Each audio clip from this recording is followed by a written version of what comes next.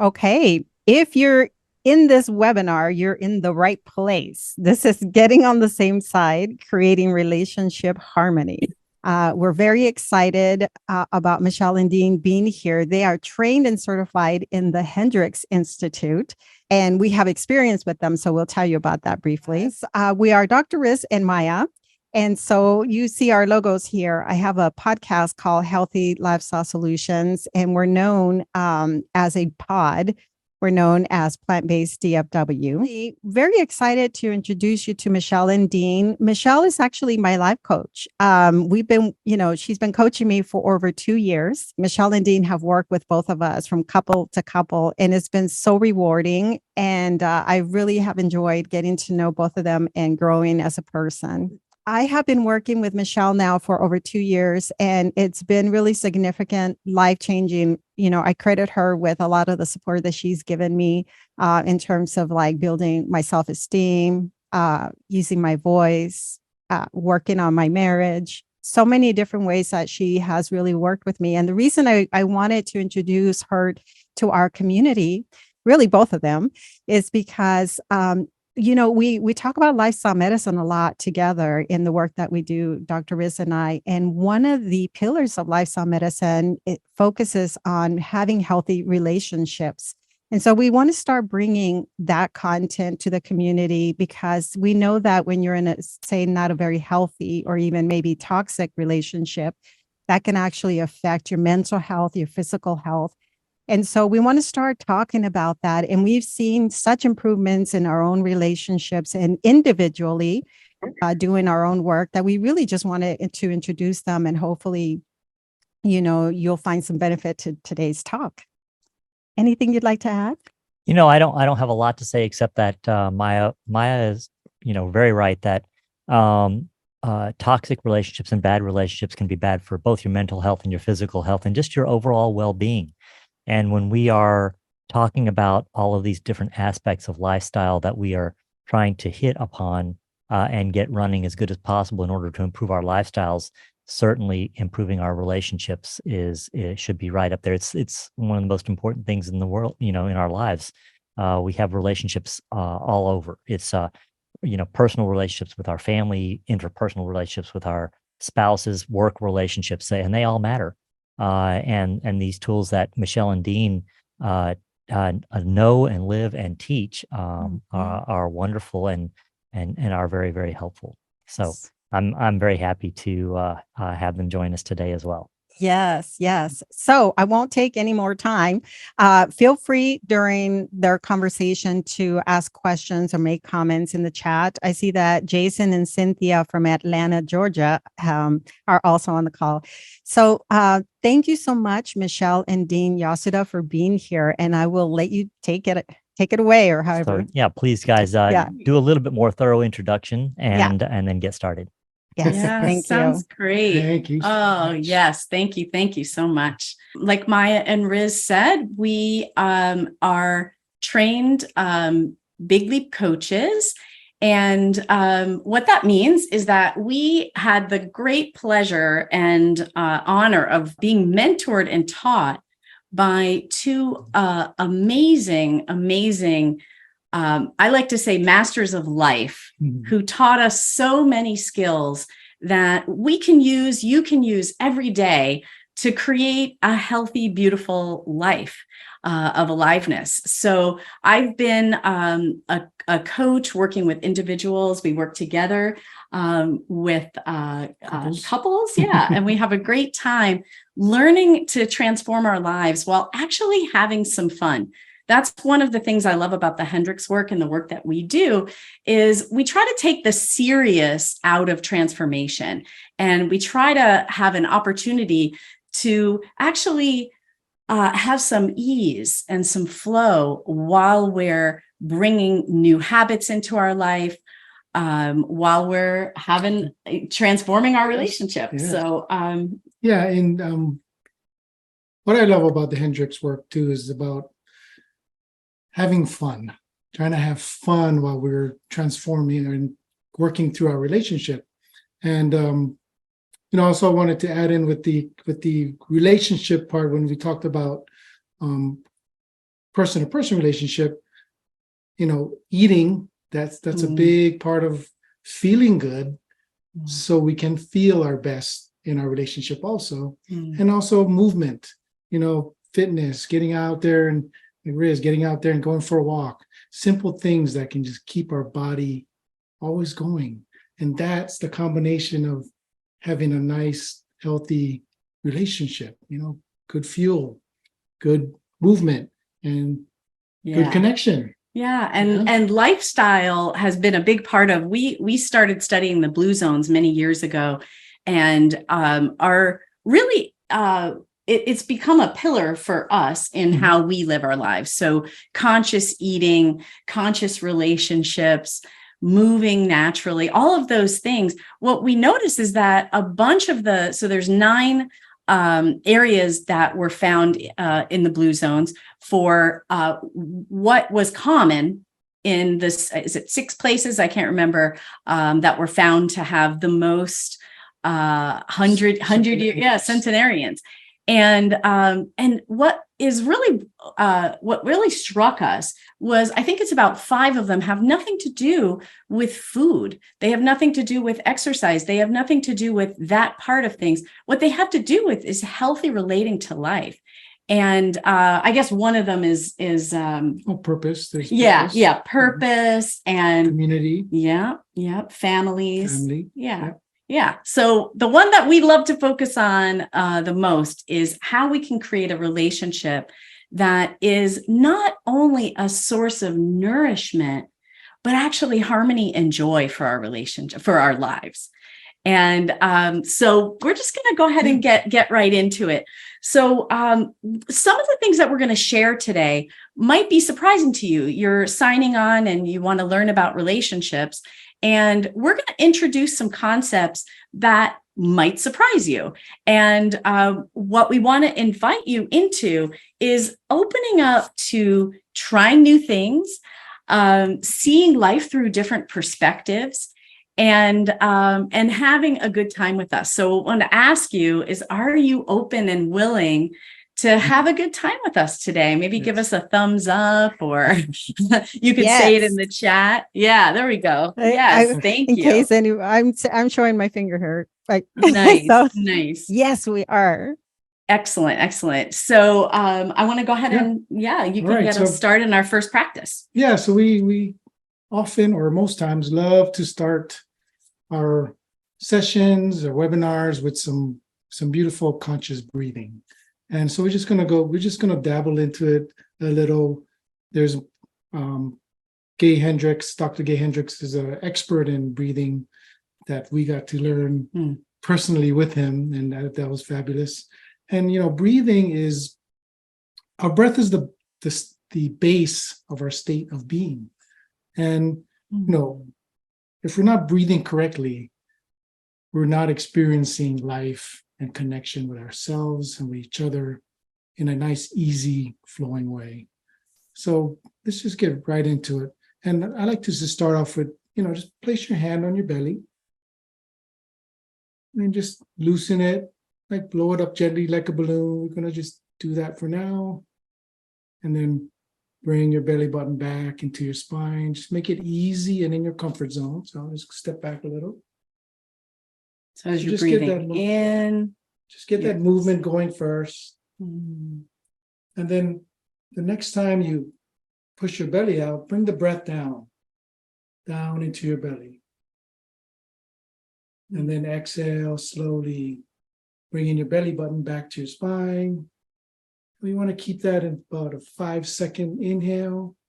So it's a very slow inhale and a very slow exhale. Give a moment to tune in and feel that breath. You can breathe through your nose the whole time. That's great.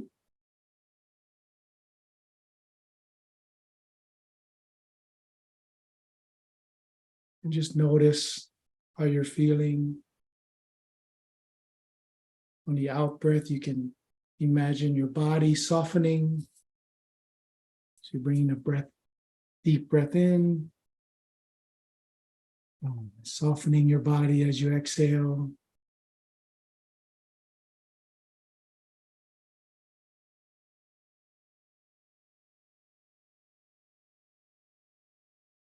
Having a nice conscious breathing practice in the morning can make a huge difference in your life. I know it has for me.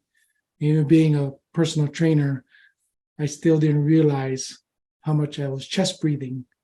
And to realize that taking the breath down into my belly, I get more oxygen into my lungs, which helps me get out of my fight or flight brain and into my prefrontal cortex thinking brain. And it makes a big difference. Yeah. Yeah. So after you practice that, what I invite you to do is notice what's happening inside of you as you're noticing your breathing. So when we breathe, we feel more. And sometimes that can be a little bit scary. Sometimes feelings come up that we're not used to feeling. And it's perfectly normal and natural for that to happen. So, like Dean said, if you bring breathing, conscious breathing, into your daily practice, what you're really doing is inviting more flow and more consciousness to what's really going on inside of you. And that's the next concept that we wanted to share with you is essence. What is essence? So being able to recognize when we are actually in our whole essential self is essential to relating. So if I'm actually in my open, connecting, flow, ease, feeling harmony inside of me, that's when I'm going to be able to be open to my partner. And so being able to recognize that state of when I'm open, when I'm available for connection is really important. So invite you into another practice. So this one, if you're willing to close your eyes and think of some place that you know you love. This could be an imaginary place, a place that you have always wanted to visit, or somewhere where you've actually visited. So let yourself really bring your whole mind into this space, looking around at the colors, feeling a nice temperature of not the hot Texas or California heat, but actually a cool, beautiful temperature on your face. Allowing yourself to take in the surroundings. Take a couple of belly breaths while you're taking in this beautiful place where you know you feel happy and joyful, content, connected. And I invite you to notice what that feels like. What are you noticing? What sensations do you notice in your body?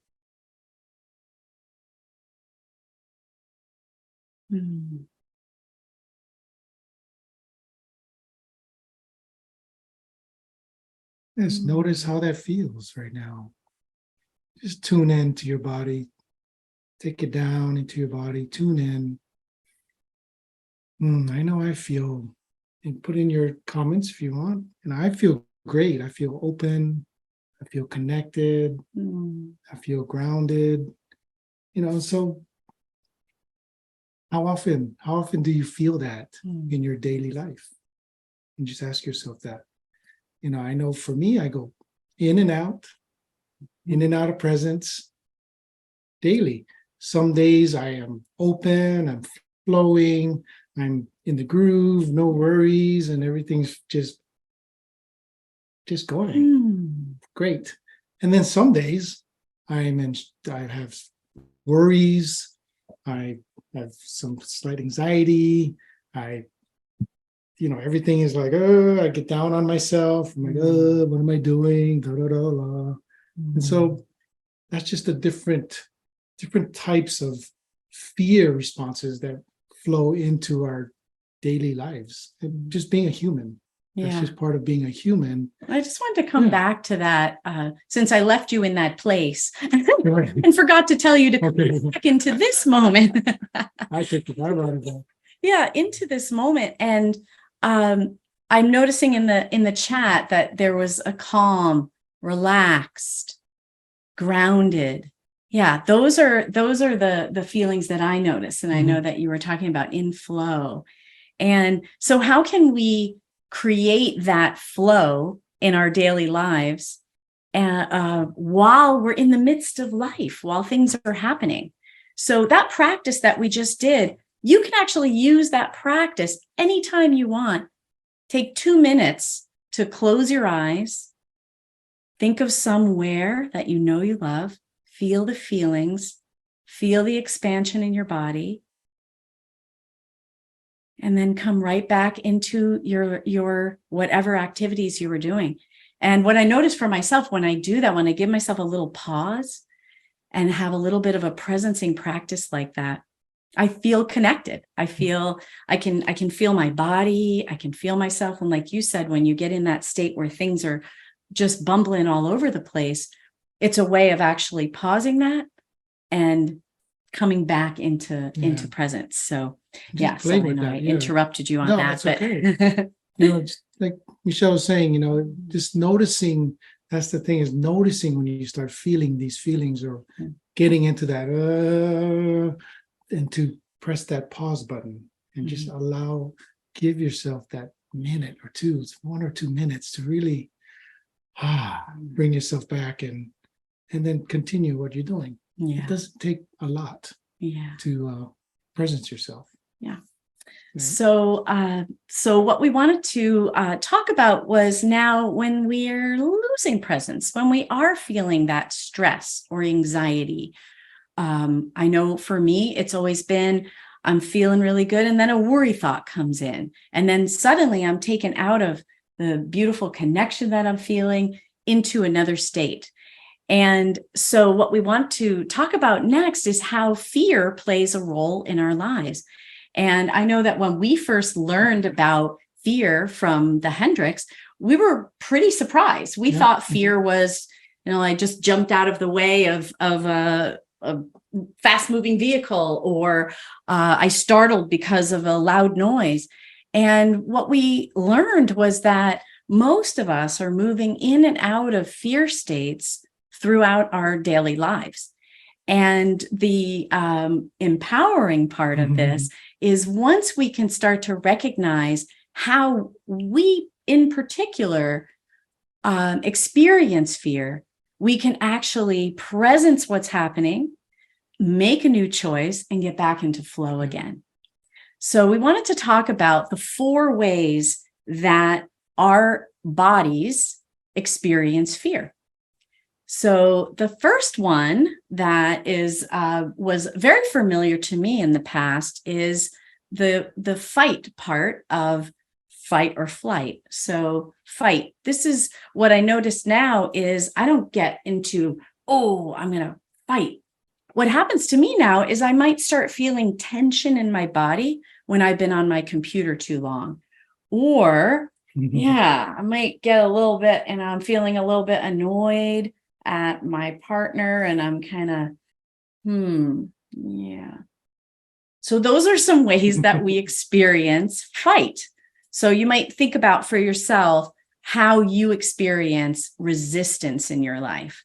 So it could also be fighting with yourself.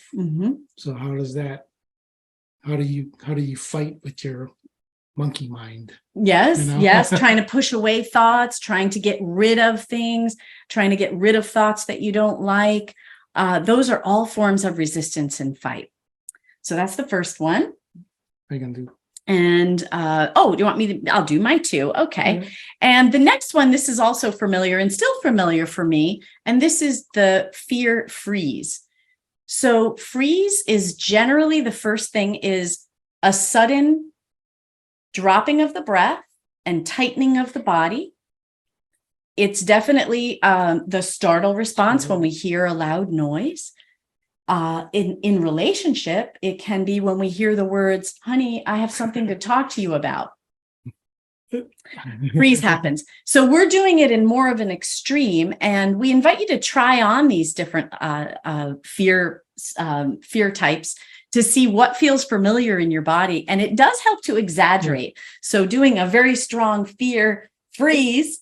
Hold your breath and holding your breath. And then you could try a subtle version of it.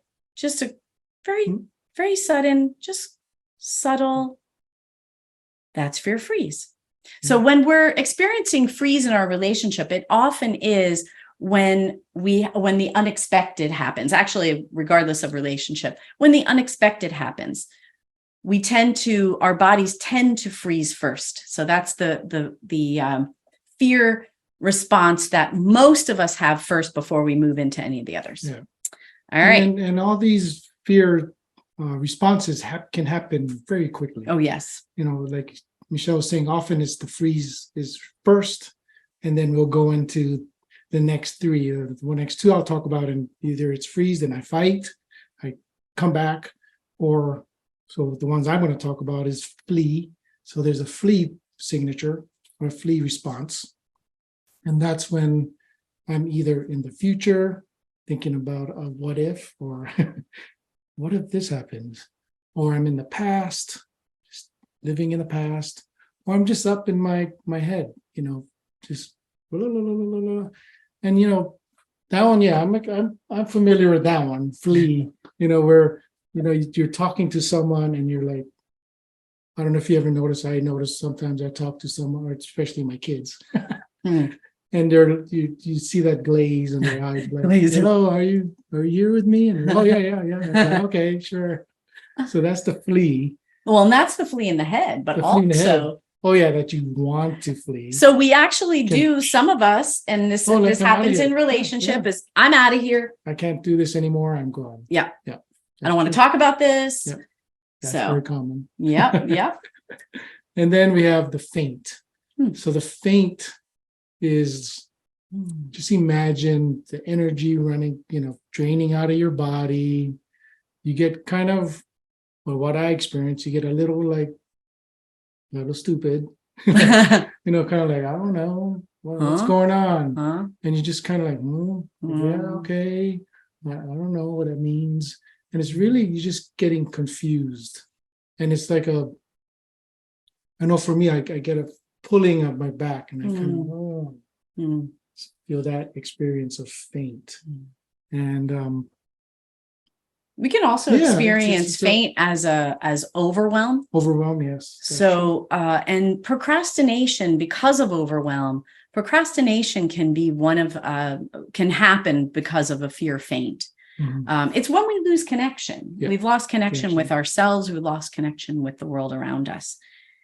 So what can we do about this fear? That's now that we laid this on you, that we all experience some level of fear throughout our days. So one of our wonderful tools that we teach as coaches are called fear melters, and they were developed by Dr. Katie Hendricks. And what they're designed to do is be a portal from fear into shifting your state. So they don't do it all by themselves, but they are a way of moving the adrenaline of fear, moving the energy of fear through so that we can actually make new choices. So we're going to run through these right now, and we would love for you to try them on and see what they feel like in your body. So we're going to start with the fight again. So fight is a contracted, tight, active kind of fear. So what we do with fight is we want to melt it by softening up. We might roll our shoulders a little bit. Katie calls this oozing. We might move our head around, our neck, move our mouth. We're taking that contracted state and we're loosening it up. just loosening it. And this is one of those things that might feel a little awkward or weird in the beginning. And what we can tell you is that if you practice this, it becomes more and more natural. And taking a breath, taking a belly breath with the fear melter can be really helpful. So that's fight. And with freeze, and this is something that you've noticed animals do, most of us have noticed this, that an animal will freeze, and when they know they're safe again, they will shake off their freeze and go on with their day. We don't tend to let go of fear the way that animals do. We tend to ruminate on it and get stuck in it and all kinds of things. So we have to do a little bit more shaking than the animal does. So this is called wiggle. And it literally is when you're in that state of frozen to just start bringing some movement into your body. It could first be wiggling your fingers, wiggling your toes, moving around, shaking it out, but shaking your body, wiggling your body to get some energy moving through again. All right. So that's two now. We've got our oozing and we've got our wiggling and shaking. Yeah. And so flee. So when you're fleeing, you're up here in our heads and we're just going.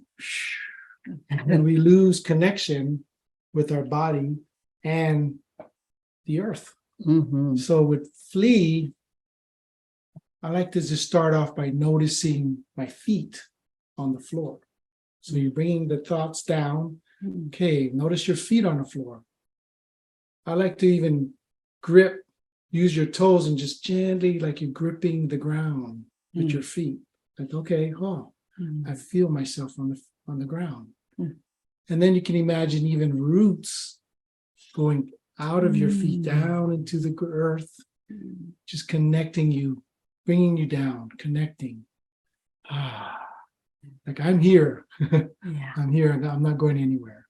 So that's the movement when you're fleeing up in your head.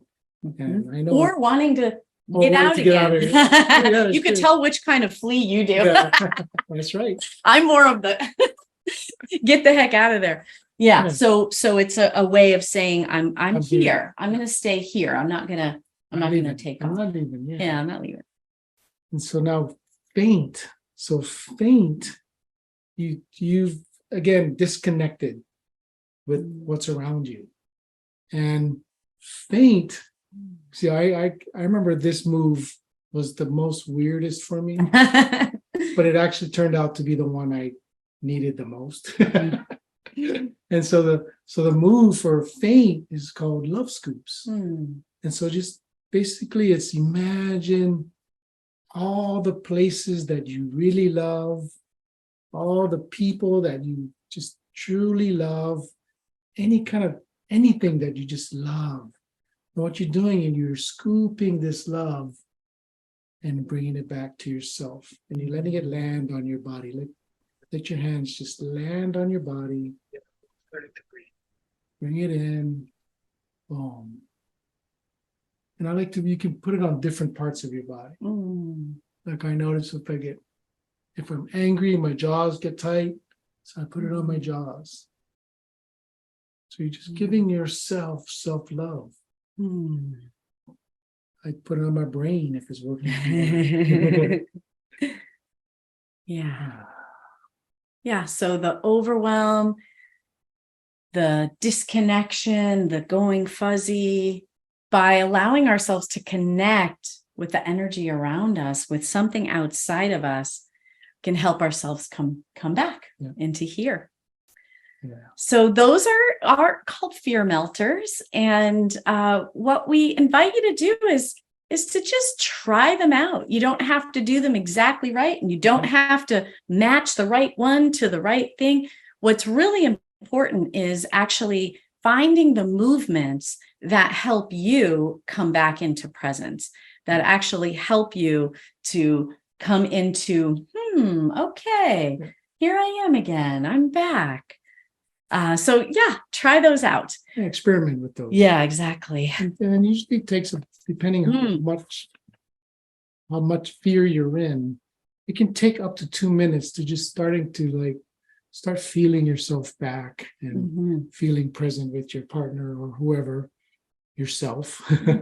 So it takes about 2 minutes. So do 2 minutes of some kind of movement. You try the fear melters. You can just stretch. You can go for a walk. There's many things. Go out and just put your feet on the grass when it's nice. The weather's nice. Yes, that's right. We can't do that right now, maybe. So one of the thoughts I'm having is, how about we do two minutes of movement together, 2 minutes of pick one of those fear melters and try it out. We'll put a timer on and let's see, just take a notice, a scan of your body right now and what you're feeling inside. And then let's go ahead and practice together. 2 minutes of moving. Just let your body move in any way that feels good. Make sure you're breathing. Yes, don't forget to breathe while you're moving. Notice your breath. Don't forget the bottom half of your body, your legs and your feet, your back body. You might make some sounds. Yeah, sounds. Move your face muscles. We have so many muscles in our face that we don't exercise them. 2 minutes. 2 minutes to move around. 1 more minute left.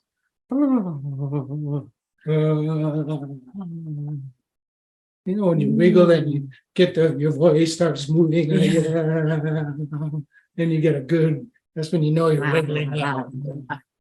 The face flap, we like go down, put your head down and just move. Thanks for coming on screen, Yeah. Anita, Jason.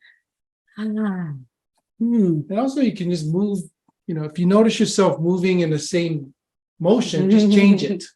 Change the motion. If you're finding yourself just wiggling, change the wiggle. Yeah, Move do around. something new. Just do something different all the time. Try those love scoops. You really let those hands land on your body. Let it land and feel that touch of all the places and people that you love. You're just giving it back to yourself. All right. There we Yeah, go. 2 That minutes. was 2 minutes. Just notice what you're tuning in and notice how you're Yeah. feeling, how your body's feeling right now. Yeah. Okay. Yeah. So just notice, and if you want to share in the chat what that feels like for you. We're going to have some time at the end for questions, by the way. We wanted to get through, give you as many tools as we could in this time that we have together. So what we've shared with you so far, just to recap, we shared with you about noticing our state of being. So am I in my essence self? Am I experiencing life as who I truly am? Or am I in some kind of fear? Have I been captured by some kind of fear? So the first tool is really letting yourself take a moment to notice, what's my state? How do I feel? I like that. I feel good. I feel happy. Yeah. That's how I'm feeling right now. Yeah. So our breath is one of our gateways home. So if you notice yourself feeling some tension, you notice yourself feeling scared. Or just notice when you're not breathing. Notice you're not breathing. Holding your breath. How many times you're holding your breath in a day? Exhale and take some easy breaths.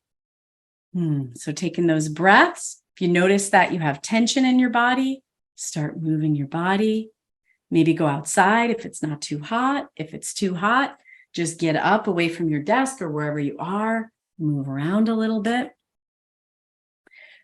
So the main thing that we wanted to share next with you is the concept of taking full responsibility for our own state of being instead of throwing it onto our partners.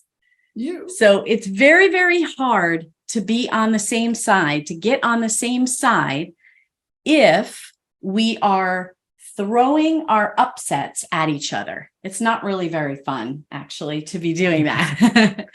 So what we really want to do is come on to the same side so that together we're looking at the issue from the same vantage point. Instead of the issue is sitting behind us, growing and growing and growing, and I can't really even see my partner anymore. What's going on? It's getting so bad. You take it. You take it. So getting on the same side means being able to take healthy responsibility for ourselves. And that can be really tricky. That's the really big power move, is being able to pause and recognize, first recognize that I'm in a state of fear. I'm angry. I'm scared. I'm feeling sad and I don't know what to do with my feelings. I feel sad and it's your fault. Well, those kind of thoughts that can come. So being able to recognize that, take a pause, take care of myself, take care of my state of being, so that when I speak to my partner, I can speak from a place of presence, where I'm able to say, hey, I noticed that yesterday when this thing happened, I felt really angry with you.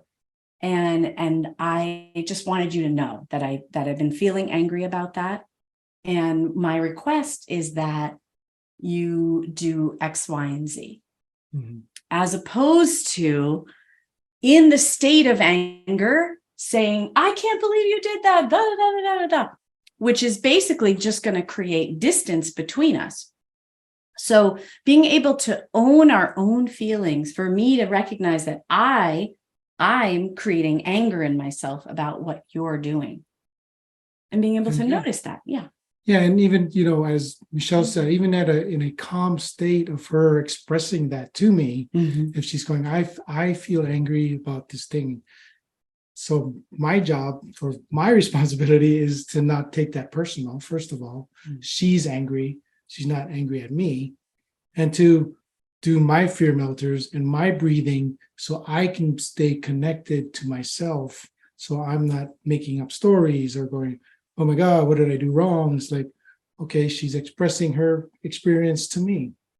And that's it. And it sounds simple, of course, but, often it's, oh, wait, what did I do? What's wrong? Yeah. And then it winds up being a combative, I'm defending myself instead of actually receiving my partner and their upset, being willing to take the impact of what it is that you're feeling, for me to be able to take that, let the energy through, move the energy. If I feel angry that you feel angry, I might say that. I need a moment. Oh, wow. I feel angry that you just said that. Okay. All right. That's a lot different than, I can't believe you said that.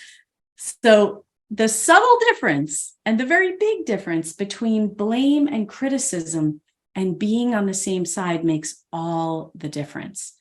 And one of the things that we noticed is when we actually are upset with each other, what is almost always going on is that we've tapped into an old hurt. We've tapped into something from our past that actually has nothing to do with our partner, very little to do with our partner. And if I'm able to take responsibility for that, to recognize that, that actually, first of all, when I get scared and upset, I ask for a pause. I really feel I need a pause right now, and I'm going to need a little bit of space to absorb what's going on. So could we come back together in an hour, 10 minutes, whatever that might be, to resolve that? So that I'm not saying I'm out of here and distancing myself. I'm actually asking the support of giving me the space that I need. and I require. And then, And sorry. that's an invitation for me when she says that to like, oh, okay. And honoring what she's going through and requesting that. And that's for me, my journey to, okay, let me take a breath and tune into what's happening for me and what's been familiar with my past or my traumas. And so like, oh, okay, let me take a pause too, because we're both creating so one of us is going to be more present to say, hey, I need a pause and let me just tune in to what's happening in me. Yeah. So, yeah. And then when you're taking that pause, being able to soothe ourselves. So that's the my job now is to come back into presence, come back into here I am. So I might do that by talking to the part of me that's hurt. Maybe I was upset because Dean didn't give me the attention that I was really feeling like I needed in one particular moment. And so I'm experiencing that as a sense of abandonment.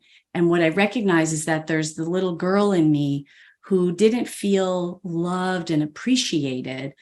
And so I'd kind of tune into that and, it kind of feels like when I was 8 years old and this thing happened or whatever that might be. And then I can take that little 8-year-old and I can say, hey, we're doing okay. I know that you really feel like you didn't get enough attention. And let me give you attention right now. Let me love you right now. And actually imagine just taking that 8-year-old in my arms and giving that part of me attention. So that's one of the tools that you can use. And again, some of the things we're introducing might feel a little awkward or weird or whatever. We really just invite you to try them out. Try something out that feels weird, that you haven't tried before, and see how it works for you. It may or may not work for you. Because we're all weird, and I'm just going to generalize. We're all weird in some way. That's right. I mean, we're human, so we're weird. Yeah, humans are really weird. That is very true. So the one move can be, I'm asking for a pause. I go into some space by myself and I talk to that part of me that got hurt. And if I feel I need help with that, then I can seek help for that. I can even ask for help for that. I can come back to my partner and say, I noticed that I was feeling angry at you for not giving me attention. I didn't feel like you were giving me attention. And I noticed that there's a little girl in me who didn't feel like she got enough attention. And I wonder if I could have a hug right now. Yeah. And so something simple like that can take us back into connection with each other. Mm-hmm. So I'm going to pause there. And let's see, let's just go back over some of the ways to come back into presence that we shared with you. So I know I have a little note this here. is a lot. So so that's a lot.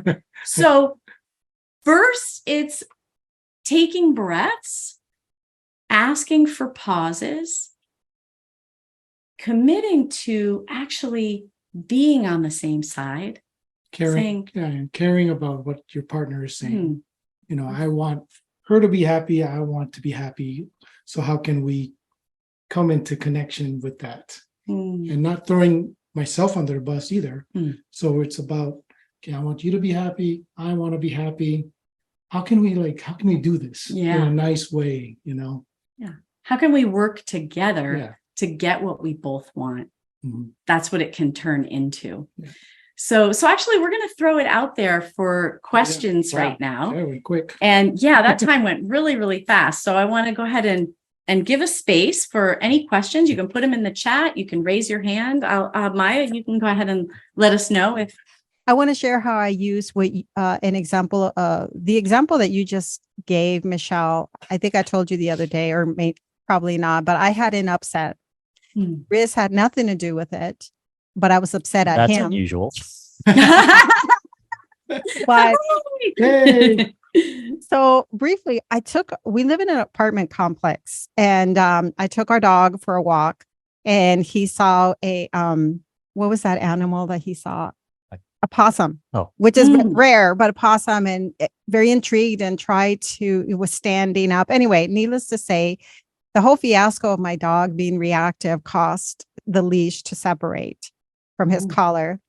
And like my heart dropped because we live in an apartment complex and cars are always coming by, and our dog is like extra hyper. And so I immediately grabbed him because I knew he was going to try to go up the tree to chase the possum. And I held him tight because I couldn't connect the leash and the collar. And our dog does not like to be carried like a baby, so he fights us. So I came straight home. I put him down. I put things away, and I just came to the office, like I to the home office. I just told Riz, he didn't do all his business because he was off leash. He came off leash. And so I came to work on my computer, but I was really upset, and I was wanting Riz to comfort me or to ask me what's wrong. So, it's kind of like that example that you're giving, that I just needed to be with the tremendous fear that I had. And to take care of myself. But then I asked, when Riz came by, I said, would you mind giving me a hug? And which is very humbling for me because I'm not used to asking for what I want. So, but as soon as he held me in his arms, I just started crying. And the whole point being that I was really upset that our dog could have been run over, or it's just not the safest thing with our dog. Other dogs can be off leash without a problem, but not ours. But I think in that moment, I could have easily fought and been very reactive. But, I remembered you kind of just, your voice. I always hear you kind of, what would Michele say? And so take a pause, take a break before you react. So I wasn't reactive. Like I didn't come home saying, well, because the training didn't work and and all the other things that I could have said. So that really helped in terms of how I'm learning to address issues differently with Riz. And that's brought a lot of peace into our household. So, that's such a great example. Thank you for that, because that's what I love that you pointed out there. I mean, so much of what you said, I love, but you brought up something important that we weren't emphasizing, which is that we often get upset at other things, other experiences, and we bring those to our partner. And it's not actually, the upset isn't actually about them. And so thank you for bringing that up. And that is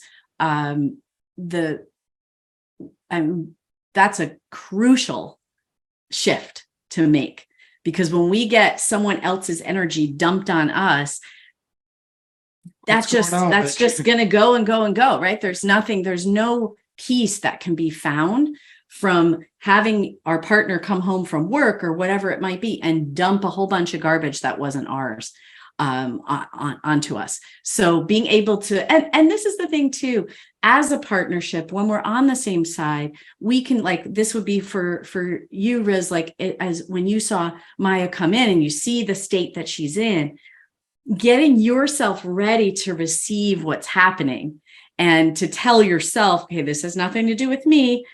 Okay, this has nothing to do with me, in case something leaks out. So that's another thing, is to be able to give grace to each other, because we're going to lose it. We're going to make mistakes.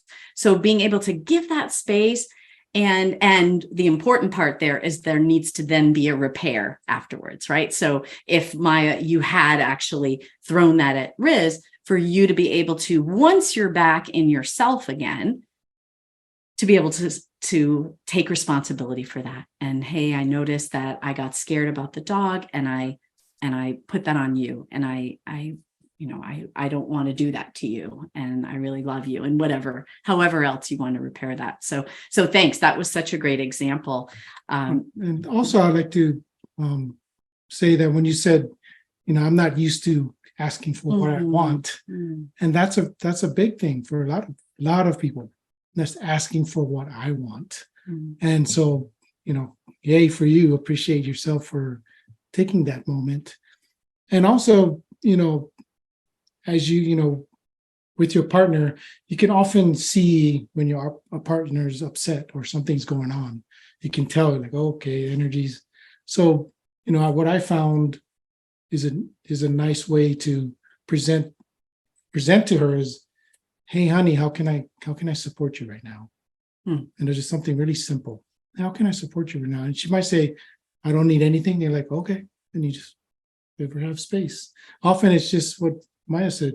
Can I just get a little hug right now? And I don't know if anyone knows about the power of 20-second hugs, but there's science behind that. A 20-second hug can just do so much for your connection, lowering blood pressure, releasing love hormones, so many things. Just 20-second hug. I'm like, yeah, let's do that all day. Yes, powerful practice. That's another one that we highly recommend. I was also thinking, Maya, when you said, I'm not used to asking for what I want, I was filling in my head in a vulnerable, open way, because we all demand things of each other in coming from a place of fear. I'll speak for myself. I know I have done that only in the past. Never did that. No, you don't do it anymore.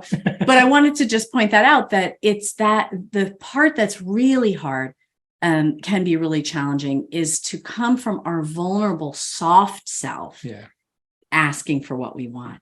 And that, and what's amazing and magical about it, as you noticed, Maya, right, was that you received what you needed. You actually got what you needed because you actually were able to presence, a hug would feel really good right now. And then let yourself have those feelings come out and all that. So thank you. That was a powerful share there. Yeah. Something that I wanted to throw in, are there any questions right now? Or we want to talk about appreciation. So, I don't have a question. I mean, I've had lots of opportunities to question you guys already. So, but I do have a comment, and this is just to speak to what Michele and Dean said, which is some of this may be new to you guys, and it's different. And I think about that in one particular way is, it behooves us to apply new solutions to old problems when the old solutions are not working. I think that's a really important thing to think about. And also, we're not taught relationship skills as we're growing up, typically. Not the same way. I spent thousands of hours learning to become a doctor and 0 hours on learning how to have relationships. And so these things, that's why I love the idea of ongoing relationship counseling, or just learning new skill sets, which we never really acquired because these things weren't taught to us.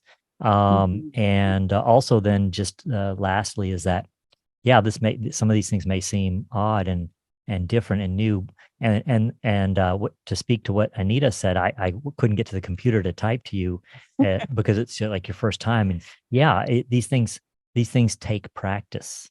And what I noticed is that, despite so much work with Dean and Michele early on, a lot of stuff didn't stick because it just, it takes a while. We're learning a new language, a new way of thinking. And we didn't learn to speak and think overnight when we were young and small. It took some time, and it took practice, and it took repetition. So, that's just what I wanted to share. Riz, that was so important about how we never got taught most of us weren't taught how to relate in a healthy way.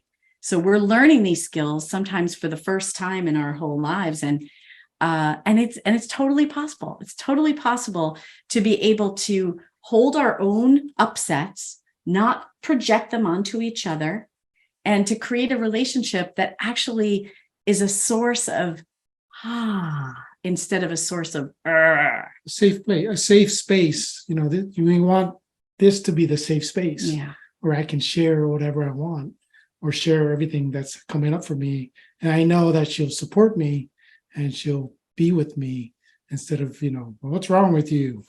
Why are you acting like that? Where I can just be together and be on the same side. Be on the same side. Yeah. Yes. Really. Well, and one of the tools that we haven't talked about yet that helps us be on the same side, it's the game-changing practice that you can have with your partner. Whether this is work environment or any kind of family member, certainly with your intimate partner, is to lead with appreciation. So we created an appreciation practice, and what we suggest is creating an appreciation practice that you do at the exact same time every day. So that, well, the time isn't important. Sorry, that I should have said it in a certain ritualistic way. So like for us, it's when we get into bed, we go to bed at the same time. So that works for us. So when we go to bed, we say an appreciation for each other, and we say an appreciation for our day or ourselves, and then we go to sleep. And so it might be for some of you, it might be good to do that at breakfast. Maybe you have breakfast with your partner. Maybe you can put a timer on, and at the same time every day, you give a quick text to your partner or call your partner or whatever it might be. But to take time every single day at the same time, because if you do it at the same time, you're not going to have to remember it. Eventually, it'll become a habit. So that's why we recommend that.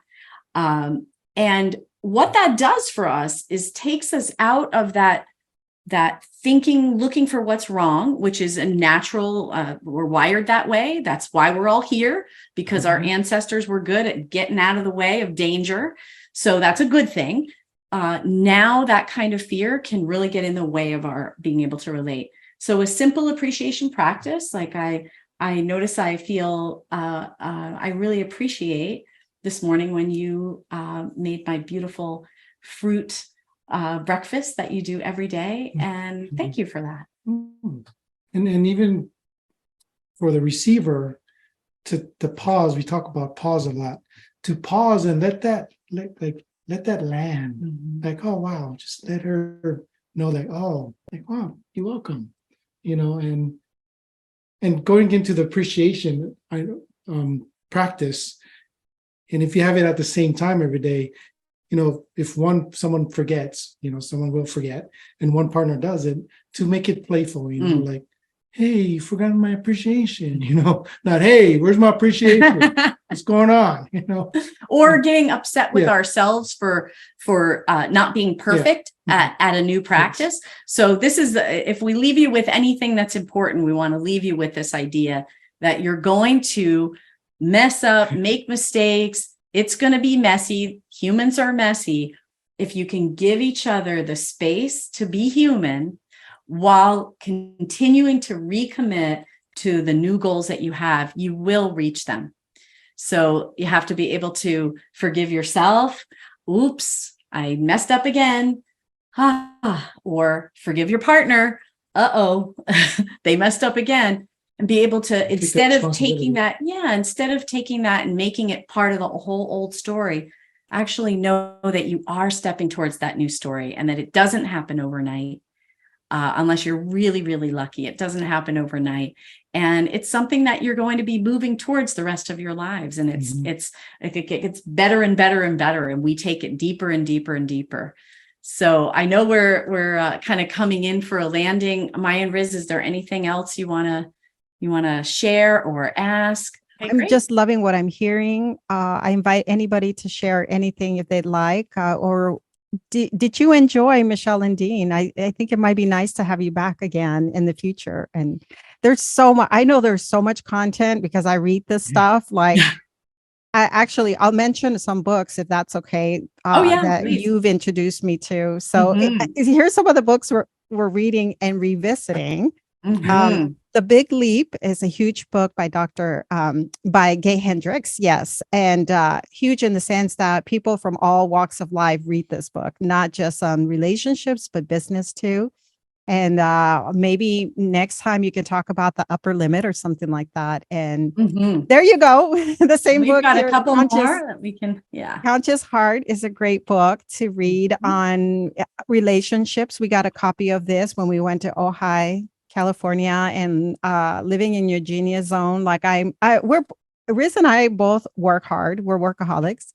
We're learning how to move away from that to prioritizing our relationship. And so some of these books are actually teaching me that I'm not necessarily putting my energy in the right place. So, but yes.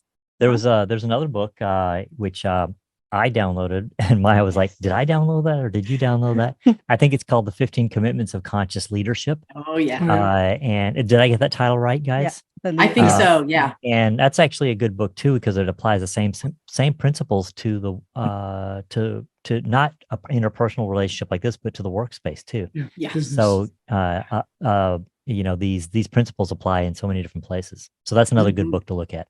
Yeah, it's a great book. Definitely. And it's on leadership. So I can send everyone a list of books if you'd like. But the last name is Hendricks. So Gay Hendricks. Let me just show it again. If you can see that. Perfect. Yeah, we can see that really well. And so the leadership book, like I said, Riz, I consider him a strong leader, but I'm not. And so I saw that he downloaded the book. So I was like, well, I'm going to listen to it. And it's a great book on, it's really taking the perspective of, are you leading with being at the effect of things, or are you seeing how you're creating, especially when you're working with teams and other types of, like Riz said, other relationships. I thought that was an excellent book. I had to revisit it a second time because there's so much good content. But I would love to, if you wanted to return, Michele and Dean, and talk more about these concepts like the upper limit and what happens when we're too happy and too in love, and then boom, we fight. There's just so much. Would anybody like to share anything? I see that Jason is unmuted. As Maya said, I'm a talker. We are so glad to be here. And this is fairly new. I do a lot of study, so I've heard of most of this, but practicing it and discussing it in a forum like this, we've never done. So glad that Jason called me and said, hey, remember, we've got this call. And it really worked in our behalf. We're in Atlanta, and this was Central Time. All we saw was 5 o'clock. So I rushed. My mom is here celebrating her 80th birthday, blah, blah, blah. So, just a really fun-filled weekend. And I forgot completely. And he called and said, remember, you got to be back home by 5 because of the call. And I was like, oh, yeah. Well, I run over some little old lady just to get back home at 5. I'm kidding. There's a lot of fear there. And, I rush upstairs and we sit down to his desk, and he's like, oh, it's Essential Time. I was like, great. I got a chance to get me some grapes and take a snack upstairs so we can tune in. But as you can see, we are not teenagers. We're not newlyweds. We are very blessed with the life that we have, but we're not new at this. However, as Riz said, everybody has coaches. The greatest in the world has coaches. All athletes have a coach. I mean, A-Rod and whomever, Michael Jordan and Tiger Woods, they don't get out there without a coach, even when they're gifted, as these people are. Yeah. Nobody says get a coach for your marriage. We just think, oh, I'm in love and we are going to get married and we're going to live happily ever after.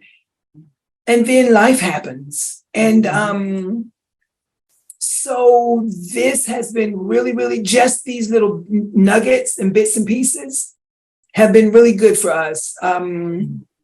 So much that I have never, but never really, I just never had that moment where the light bulb came on. And so thinking of the little 8-year-old girl, like, I want him to hug me. He should know to hug me. He should know.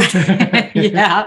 But really and truly, it's the 8-year-old girl, the little 8-year-old who walked into the bathroom when her friends were talking about her and she got hurt, or whatever the case may be, Now I know to stop, wiggle it out, and kind of breathe and internalize that and hug myself, and then come to him and say, hey, babe, you know what? I am feeling whatever right now, and a hug would be really nice. And that one thing could make tomorrow a better day.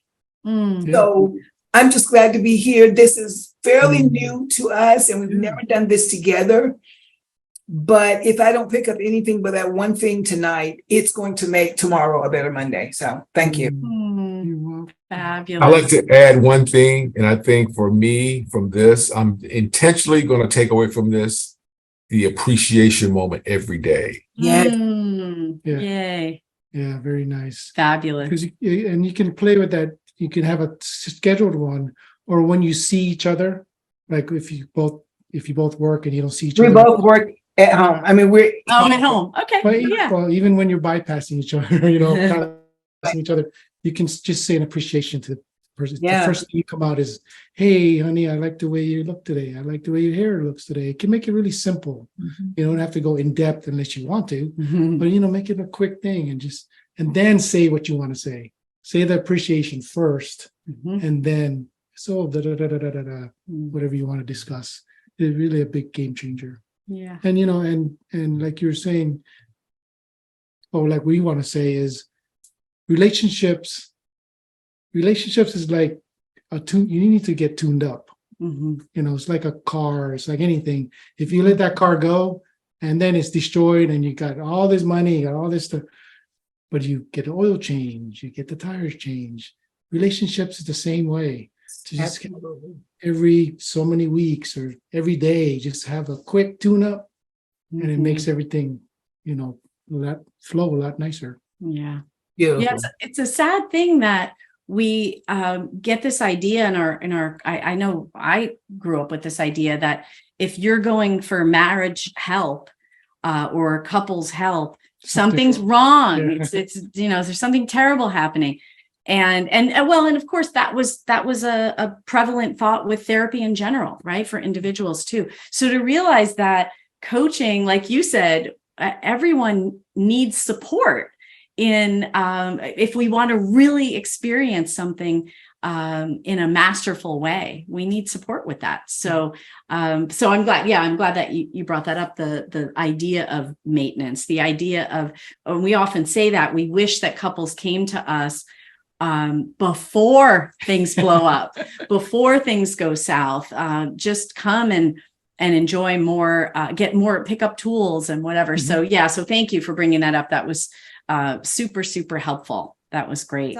So anyway, Michele and Dean are bringing a retreat here to Dallas for couples. And I wanted to share a slide real quick and then give Michele the opportunity to share more if she would like. It is on Eventbrite, and that's a QR code. If you're interested in having more information about that, that's going to be in October of this year. It's a weekend workshop, Friday through Sunday. They are only taking 10 couples, and that's just basically because they want it to be intimate, and it gives you just like a more one-on-one sort of experience, a small group setting. It's a Friday night, all day Saturday. It's on the Eventbrite, and then a few hours on Sunday morning. What a beautiful gift it is to say, we're going to take the whole weekend and we're going to make us the priority. We're going to make our relationship the priority. And not only are we going to do that, but we're going to be able to be around other couples who are doing that same thing. So we've got a group of people together who want to experience more joy and harmony and love and connection in their relationship. So the power of being able to be in a group and be able to go through experiences together and learn practical tools like we were talking about today. And I know it does feel like a lot, like we love to, it's like, can we tell you all the things at once? And so a weekend to be able to slowly absorb practices, and you'll actually get to do practices, ask questions about them, be able to play with other couples and learn from each other in a nourishing and uplifting environment. And I just wanted to say too, is coming back around to the idea of our whole health being that this is a pillar of our whole health, that coming together in community in this way is so incredibly powerful. And so it's not just being able to be with two people who have learned from masters of this work and have dedicated their life to this work, but actually being able to be in a community and be with other people that are on the journey is incredibly powerful. So that's what I wanted to say. I don't know if you want to add anything to that. No. Now, Michele and Dean are plant-based. I don't really talk about that very much. And like I said, they have all this understanding of the blue zones. And so they told us about a cute little place in Ojai where Riz and I could have meals. And so, but we enjoyed having that quality time to disconnect from the group and just do our own thing, whether it was, kind of explore, wish we had more time to hike, but we had lunch, we were on the lawn across the street, just kind of taking in some sun. And I remember Michele saying, this is going to be a weekend for you and Riz to connect. And we thought it was going to be like work, but no, there was a lot of fun involved in it. And for us, it really was a time to be away from all sorts of responsibilities and our dog and other things, and just to be with ourselves. So I really loved it. And I'm excited that, you're bringing this to Dallas. Yeah. In fact, in my anticipation of it, my fleeing forward was that I was a little anxious and fearful that this was going to be serious and a lot of work. And I didn't want to take a long weekend and make it a real serious time. But it turned out actually to be much more lighthearted and fun and enjoyable. So yeah, I really had a good time. So if you fear you're going to a workshop where you're going to be confronted by your loved one, or, addressed, where there's going to be some fighting, like couples counseling, sometimes things come up. It's a very different approach. Because there's a lot of physical movement involved, sort of like what you did with us, the fear melters and other things. So we just wanted to share that with you. I'm glad that you brought that up, Maya, because that is the unique aspect of the Hendricks work. And that was why we were attracted to it. We like having fun. We like defaulting to joy in our relationship and harmony in our relationship. So we don't want to spend our time digging in the dirt and having like really difficult experiences. That's not what we're up to. You don't have to do that. Sometimes you walk through some tricky stuff. Sometimes that 8-year-old really gets activated and there's a little bit more going on there. But as I think what Maya and Riz, what you just expressed, that's the tone that we work in, is how can we get back to joy as much as possible? And in a retreat, it is different from coaching. It's a space where we want to learn how to connect with each other and have a more relaxed and joyful time. So that I'm glad you brought that up, because that's a really important part of it. It doesn't mean you're not doing deep learning, because we do deep learning when we're playing and when we're experiencing joy. So I'd love for you to come back and if you have time, and just share more stuff about tools that we can use to build our relationships. Absolutely. Be very happy to do that. It's been our pleasure to meet with the community and with you both. And I can see your dog right there.